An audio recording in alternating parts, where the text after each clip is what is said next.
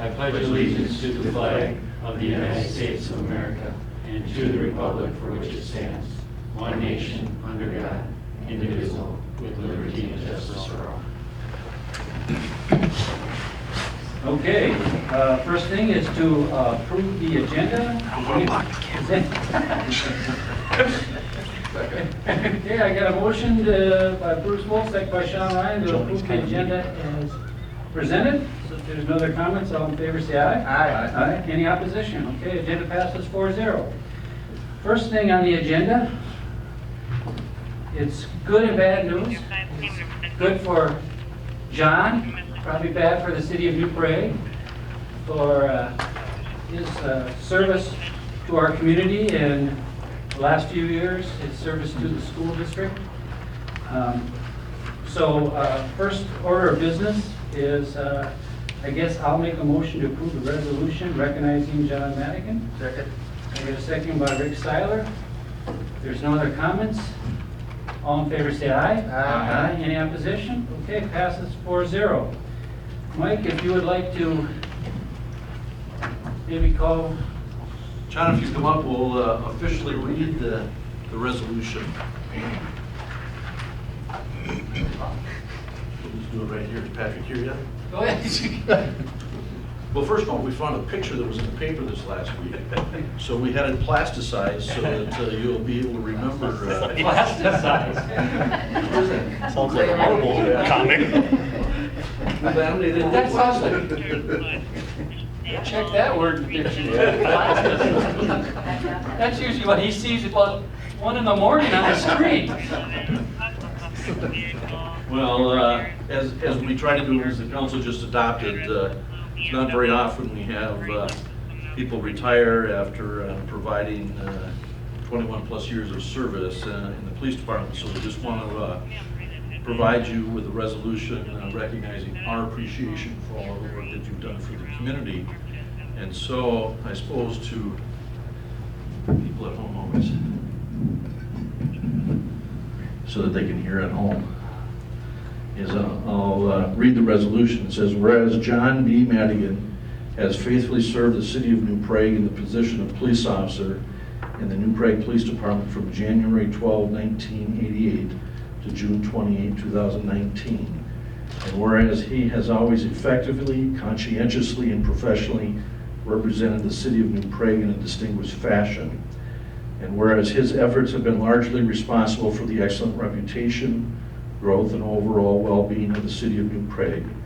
And whereas all of the citizens of the city of New Prague have been the beneficiary of his efforts, talents, and abilities for the past 21 plus years, now therefore be resolved by the City Council of New Prague, Minnesota, that this community and city council express and record their esteem and high appreciation of his character, dedication, and contributions, which have earned him the respect and friendship of all who have had the pleasure of working with him. And be it further resolved that this council extends best wishes to John Madigan for many years of good health and happiness in your retirement. Adopted by the council this first day of July 2019.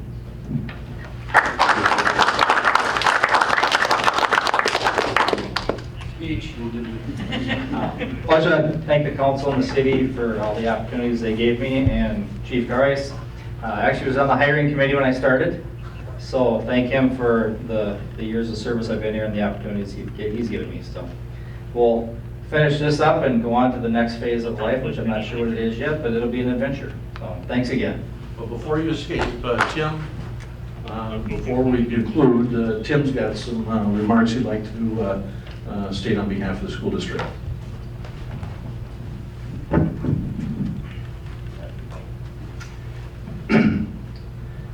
As officer, John Madigan has been the school resource officer for New Prague area schools for 14 years. Upon John's retirement from the New Prague Police Department on Friday, June 28, 2019, New Prague area schools would like to congratulate Officer Madigan and thank him for the years of service as a law enforcement officer and our school resource officer. John was responsible for our school safety plan, security details for all buildings, and assisted students, staff, parents, and the community in numerous ways during his 14-year tenure as our school resource officer. John conducted his daily work with compassion, understanding, dignity, and integrity. He has left a lasting impression on New Prague area schools and our communities. On behalf of the New Prague area schools, thank you, John, for all you've done for our school and communities. Congratulations on your retirement.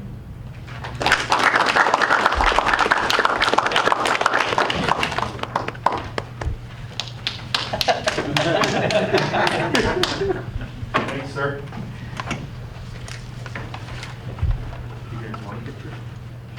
Should do a business down. Sure. John, we didn't introduce, but we should. You're with you tonight is your wife, Chris. Yes. You guys can come up. Shoot a quick picture. Before we let you go. I think I can get that.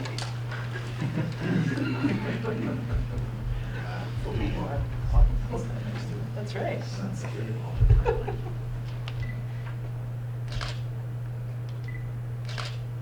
And Tim? Here, step back. You can come right in here. Chris?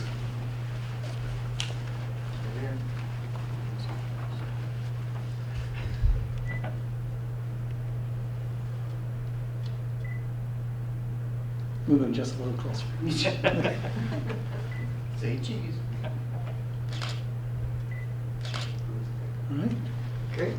Thanks, Patrick. Thanks, Jim. Thanks. Thank you. Congratulations. Yep, thank you. Thanks, John. Thank you, John. Thank you. Zach? Zach? No problem. All of that's on you now. I know. He'll do a good job.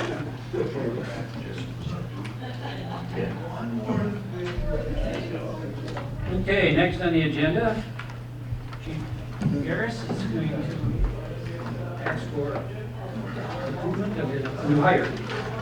Yes, Honorable Council and Mayor, after an extensive search, we interviewed 7 candidates on an oral interview, and after doing so, the interview panel came up with an individual that kind of rose to the top. She is Jessica Thorp. Jessica was raised in the city of New Prague. She graduated from New Prague High School, completed 36 credits at South Central College for legal administrative assistant. In April of 2007, she was hired by Lofness and Anderson Law Firm as a legal assistant. She applied for a position with the state of Minnesota Scott County Court Administration and was hired as a senior clerk and employed for the last 10.5 years. During that time, she processed cases for juvenile, child protection, civil, minor criminal, and, well, conciliation and family divisions. Because of Mrs. Thorpe's experience, training, demeanor, and personality, she will make a great addition to the City of New Prague Police Department and be a professional representative for the City of New Prague.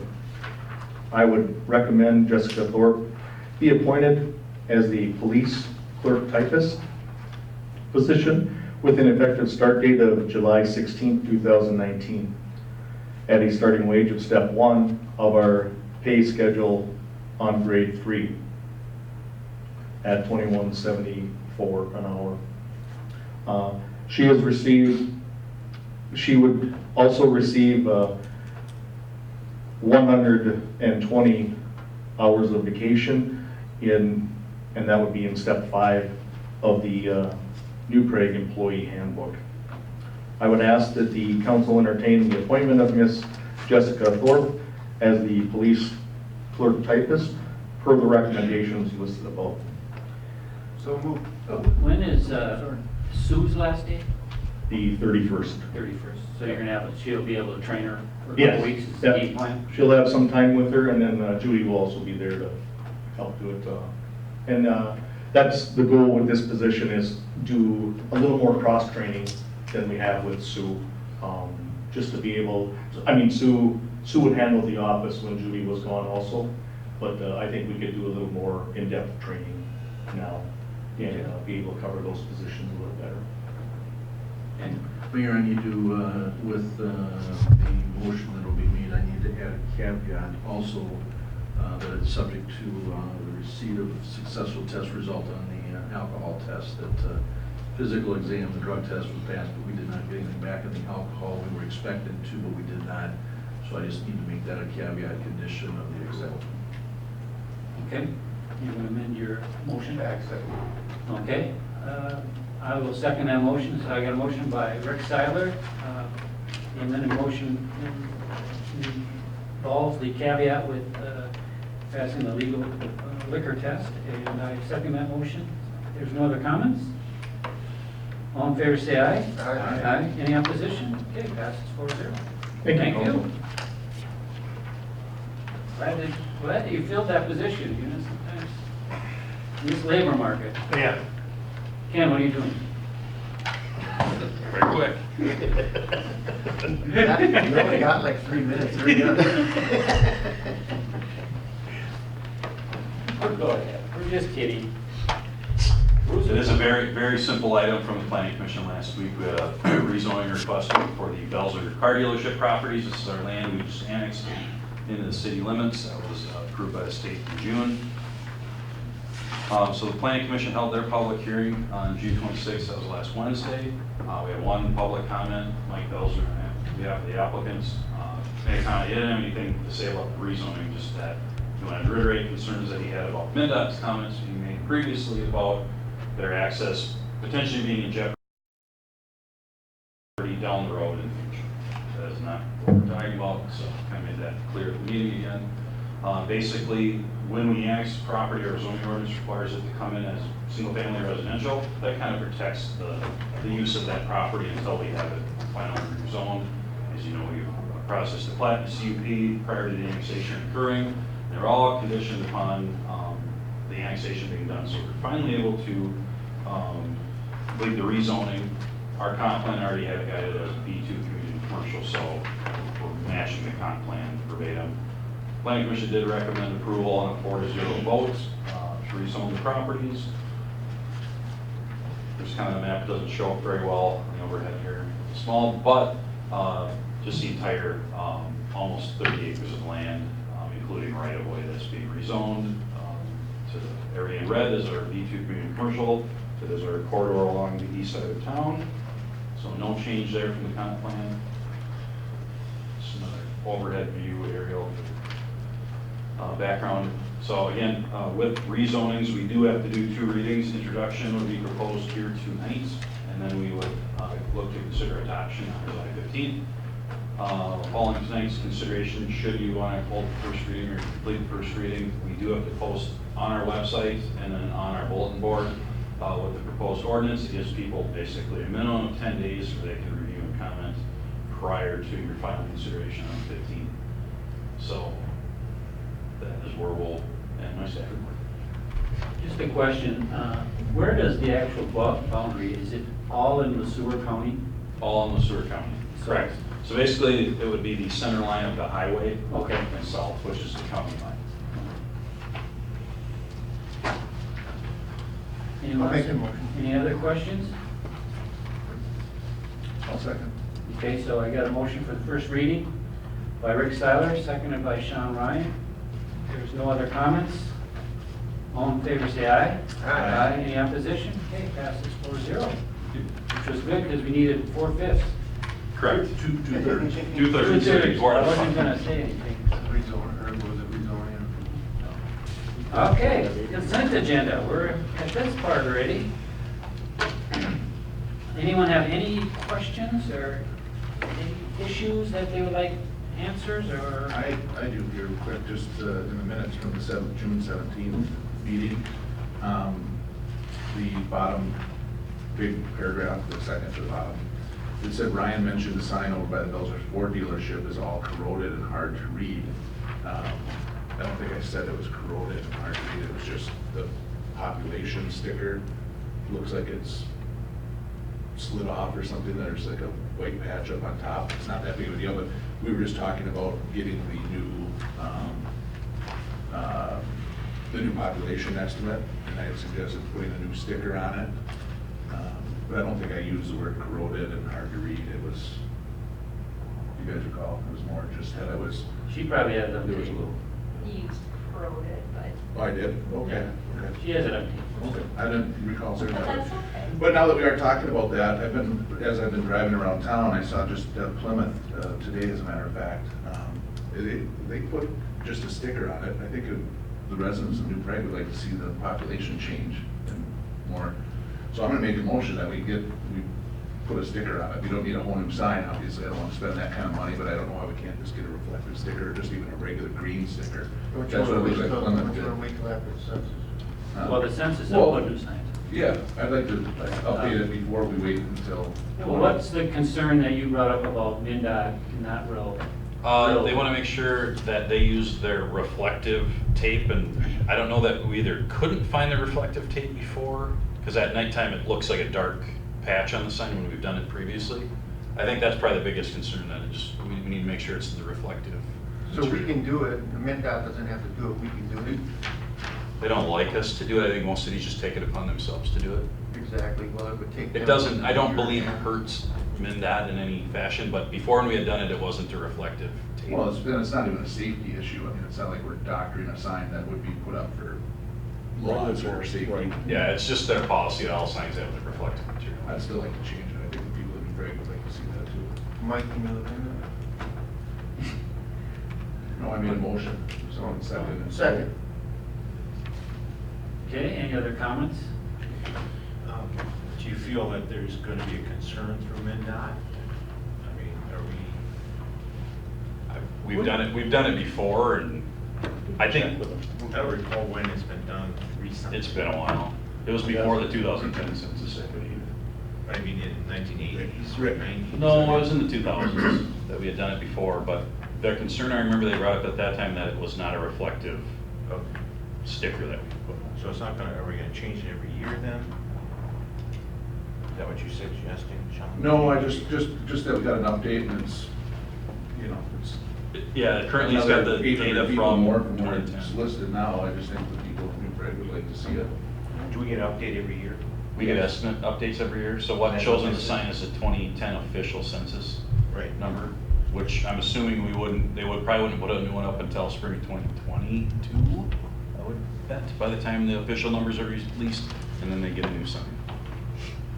So, It would be nice if we'd be consistent, so we're not just doing it this year and then skipping next year. Well, Doing that year. I'd be fine with that too, if it's substantial, that now it's 800 people more than, you know, if it were 13 people, I'd say, well, it's not worth it, but, you know, I think the read right now is 7,300, right, and we're at 80, Actual almost street. 8,100. I don't, So- Counties did it before, I don't know. It's been so long since we've ever had to check into what you're doing. Is it our sign? No. No, it's MinDOT. Well, I guess I'd feel okay with it if MinDOT approves it, because it's not our sign. We can't adopt one, it's a sign. As in the county sign. I don't know how the other cities are doing it around town, but you can tell. And we they- did it last time.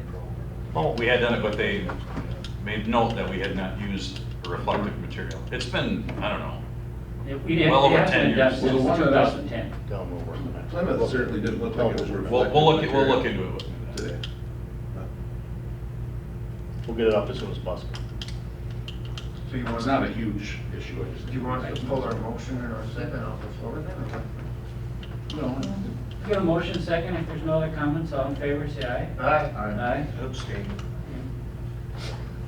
But it would be no different than if we had residents that were trying to mark up city signs or doing that, you know, you really don't want to have other entities doing things to property that we don't technically own, even though it's your desire to want to see that, is that it's a MinDOT-owned sign, and their strong preference would be that we not do that. We could certainly have a conversation and see if we can get something done or find out how we could. I'm just saying, I've noticed many cities around the metro area that update their signs every year or close to it.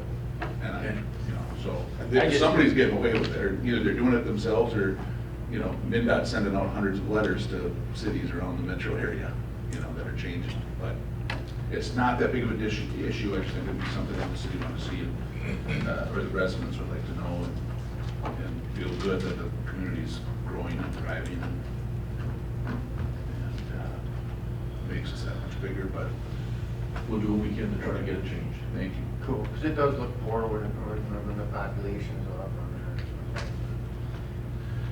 Okay, any other questions or issues in the consent agenda? If not, I guess I'll make a motion to approve the consent agenda. Oh, Second by Rick Styler. There's no other comments. All in favor, say aye. Aye. Any opposition? Okay. Passes 4-0. Now we're at miscellaneous. Mitch? Okay. Patrick? Happy 4th of July. Early. Thank you. Bruce? Hey, I know you're all aware of it probably, and I sent out an email today, but Bruce, you want to come to the podium so we can pick that up louder?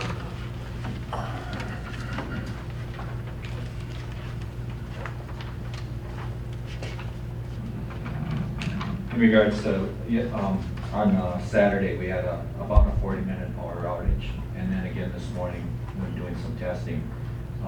What it's been determined to be is there's some oil monitoring sensors on our new transformer that either are wired improperly or are defective, one or the other. We've got engineering staff coming out tomorrow morning to do a little more digging into it, but nonetheless, it did cause an outage, 2 outages actually, and we're working on it. We also kind of found out that when we take a large outage like this, that our phone systems get overwhelmed, not only with calls, but we've had some issues possibly with when City Hall was without power, this building in particular. How we've started to make City Hall our common hub for all of our fiber, our city-owned fiber. So a lot of our communications, not only for waste treatment and utilities and other things, are hubbed out of here. And we've got a sense that our backup power supplies maybe aren't what they should be. We need to investigate that a little bit. I've got a meeting set up tomorrow also with the local phone company just to make sure that if there's ways that we can work around some, they were having some issues Saturday too, I guess. So we also, because we noticed that in particular people calling in with cell phones, which is a lot of people nowadays, we're having issues calling in to report outages. So we need to do some investigating to follow up on that. But just to let you know, we're working on the problem. We tried to take so many steps when we were putting in that new transformer to mitigate any outages, and here we get caught with a $500 test instrument that gives us grief. But we're working on it. So. Gremlins. Okay. Bruce, if we need a generator or some type of backup power supply, would the Utilities Commission pay for that, or would that be city? I mean, it could be both. It's our communications is shared amongst all the departments. We all kind of use this as our center hub for our fiber, this building and the power plant. After Main Street is done, we're going to have backups to both because we're going to tie the two together with the Main Street project. But right now, City Hall is our main hub. So this facility does not have a backup generation, and when they did the remodel some probably 20 years ago or whatever it was, I know it was talked about and it was decided at that time not to do it. But you know, how communication has come so much more important, and the city has grown.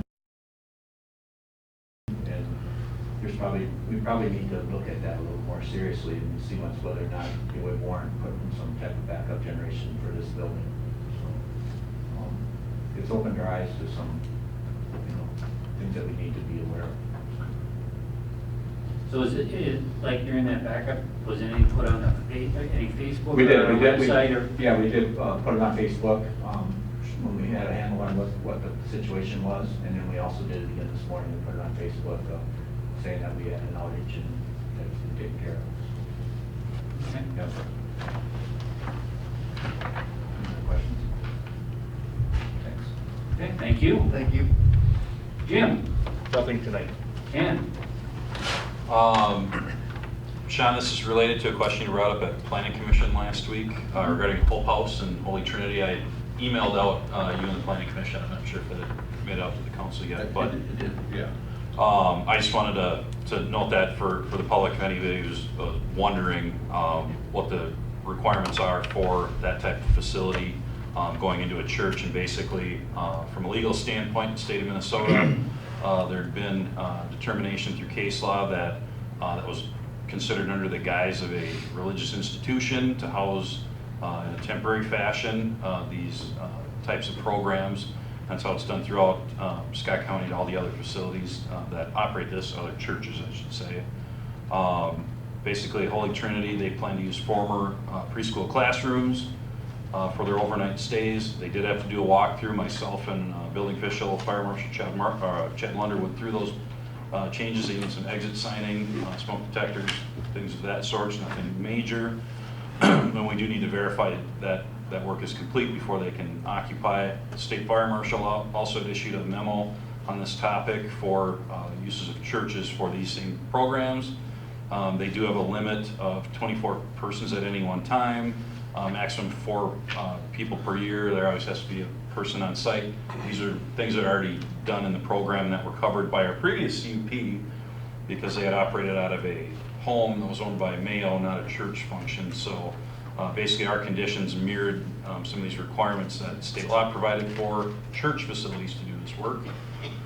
So ultimately what it comes down to is we could require a conditional use permit for other conditions not covered by the state, but in talking to our city attorney last fall, they already met all the requirements for fire marshal and building code. There really wasn't anything additional that we had noted in our previous conditional use permit.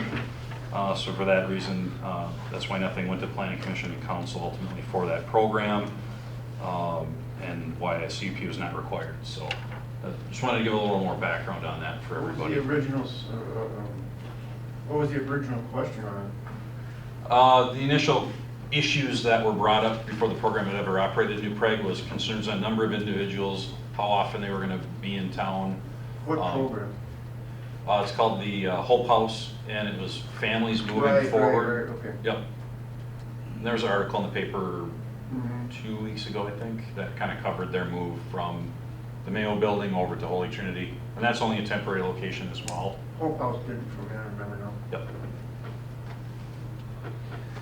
And I see Coburn's is, Coburn's is off and running with their expansion program. About a 8,100 square foot liquor store addition on the east side, and then Caribou Coffee, full renovation on the interior, expanded produce and bakery areas, that type of thing, floral counter. what is the estimated completion date? I don't have that particularly nailed down. I know they're gonna be hitting it hard here through the summer, and I thought the liquor store might be by the end of fall and then the rest into December, beginning of next year. yeah, they're gonna have to obviously work under operations, so I think it could get a little messy at times, but yeah, it's a big project. Right there, already Good value. Electromed project is going well. They're just kind of finally putting up their structure out there with the structural beams that they've been waiting on. What about Break Auto? Wraith Auto, if you've been out there, you can see the structure is up and out of the ground now. Okay.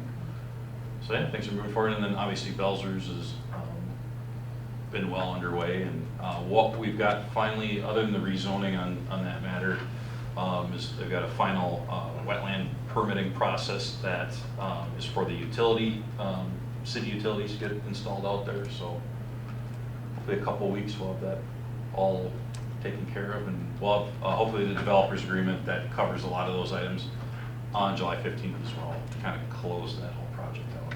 And what about the roundabout at Alton? Still waiting for INS engineers from Witt Development to finish up their design, and Chris Cabot had been out for a couple of weeks on vacation, so it kind of didn't help that move forward any further, but we needed to have the final plans done here in July, and we're in July, so we're going to get it wrapped up. Thank you. Michael? Just a few items. Glenn's not here tonight. The 2019 street project is continuing to move forward. They're trying to get in all of the underground piping for storm sewer and manhole replacement. I don't know, Bruce, did they get the water line in last week? No, they did not. So one small section of water line that has to go in, and Glenn tells me that they are looking at starting paving on July 8th on County Road 37. Weather permitting? All of this is weather permitting, and You know, some of the delays obviously are the subcontractors that work on any number of projects that, as the weather delays, that backs them up on various projects. So it's been a challenge for our current contractor to get some of his subs in to get that work completed. So underground, and then there's still some, I think, some concrete work left to be done as well. Tomorrow we have a rating call. Staff has a rating call with Standard & Poor's at 11 o'clock. I'm going through information for the review on our bond rating. We last issued bonds in 2015, so it's been 4 years now since we last did this, and so we have that tomorrow. Last Wednesday, we closed on the purchase of the vacant lot, the Staber lot, and so that's all done, put to bed. And Kay and her committee have had one meeting, another one coming up here in the near term, so they're right in the early stage of kind of brainstorming and trying to design all of the different possibilities and things that could go into that lot. This last week I attended the League Minnesota Cities Conference up in Duluth. We got to hear from our good governor on Friday morning as far as how the legislative session went from his perspective. A number of other good sessions. I think there was upwards of about 600 people that attended, of which about a third or 200 were first-time attendees. So a lot of new people that were attending the conference up there. Next year it's in St. Paul, so it'll be a lot closer, and hopefully that will allow a number of you to be able to attend that. We've had good attendance in the past, but that was educational, and I think I sent you a notice here probably a week and a half ago, was that I'll be out on vacation on July 18th, back in on Monday the 29th. So falls, we've got 3 weeks after the 15th council meeting. We've got 3 weeks in between before we hit the August meeting. So I've got Bart going out here for a week, and Patty's out after Friday and out all next week, and so people are trying to get vacations and get this summer. So that's all I got. Okay, thank you. Barb? No. Sean? I got just a couple real quick things. One, I was asked by a business in town, do food trucks have to carry, is there any licensing or any fee that they have to pay the city to serve? No, we do not regulate food trucks. If they're on private property, we have no regulation of food trucks at all. Okay. Do we feel, or does the council feel that we should have maybe some type of permit fee or something that they, if they're coming into town to do business and pull from tax-paying businesses? I don't believe the council's had that discussion. Okay. No, I know we haven't. I'm just throwing it out there. For is that something we should look at? I'd be interested in knowing what other towns do. Okay, that's a good starting point, sure. Give them some more background about that. And then the other thing is do we have... How much of a priority do you want that to be relative to the other things that we're working on? I don't think there's any timetable. I mean, I don't expect to overwhelm you. So is your question to find out what others in the neighborhood are doing relative to licensing of food trucks? Is that? Yeah, I mean, I don't, maybe a phone call to Jordan or Bell Plain, or, I see them outside of Jordan all the time, but. I know Jordan and Belle Plaine have regulations. Alpha New Market was looking into it, but yeah, we can get more specifics from you. But in there, we've not had, other than I think a Dojinki, that at other times, all the food trucks generally have been on private property. Correct. Right. Typically, it's regulating if they're on a city street, that type of thing. And, in the case of Minette here, they won't allow it anyway. So if they're on private property now, they're being invited in by a New Prague business to begin with.